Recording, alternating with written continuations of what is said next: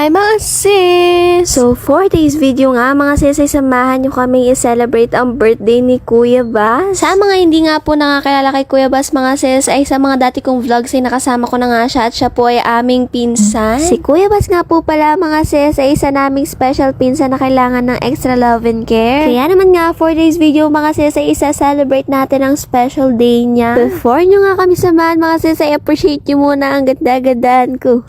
Ay, sorry. Nagkita-kita muna nga kami sa isang lugar mga sis at nung nagkasama na nga kami ng pinsan ko, ayan, hinila na agad namin yung pinsan namin. Sabi kasi na tita namin mga sis ay sumakay muna kami ng isang ride sa may Sky Ranch. Kaya naman nga mga sis, sinaya na kagad namin ng pinsan namin na sumakay ng ride at tuwang-tuwa pa nga ang mga bata dyan. No po, yes po.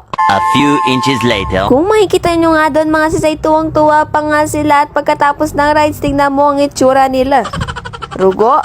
Ay, Rugo, hindi ko alam bakit tripan ng pinsan ko sumakay sa Vikings. After nga nun, mga sis, ay dumiretso na nga kami sa pagkakainan namin dito sa Nihon Aji sa may San Fernando. Dito nga mga sis, ay isang eat all you can buffet. Meron nga ditong pasta, pizza, salad, samgyup, chips, soup, ulam, kanin, dessert, drinks, lechon, break it down, yo.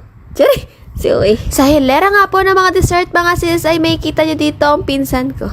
Ay, sorry lang, hindi siya kasama. Meron pa nga ditong sashimi, sushi, at sa dami nga ay hindi ko na nga maisa-isa. Ay, Rugo, yung pinsan namin dyan, mga sis, may nararamdaman pa ata siyang aftershock galing dun sa rides namin kanina.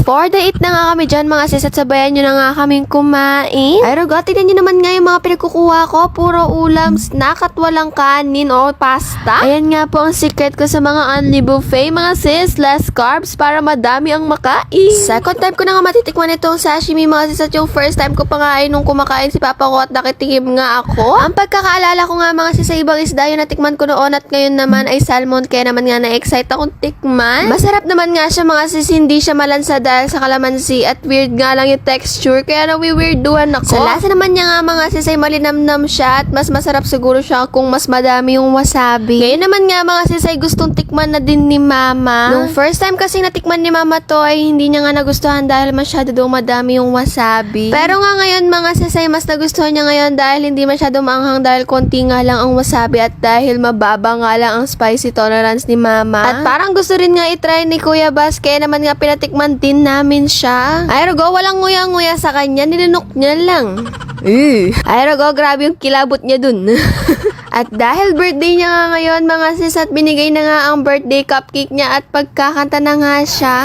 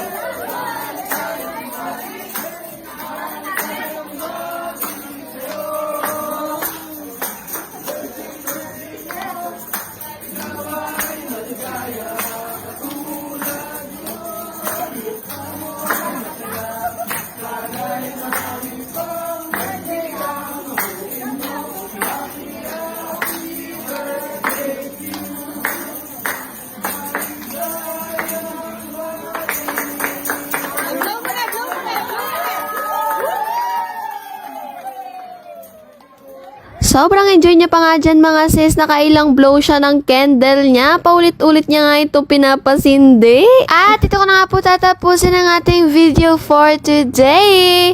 Bye!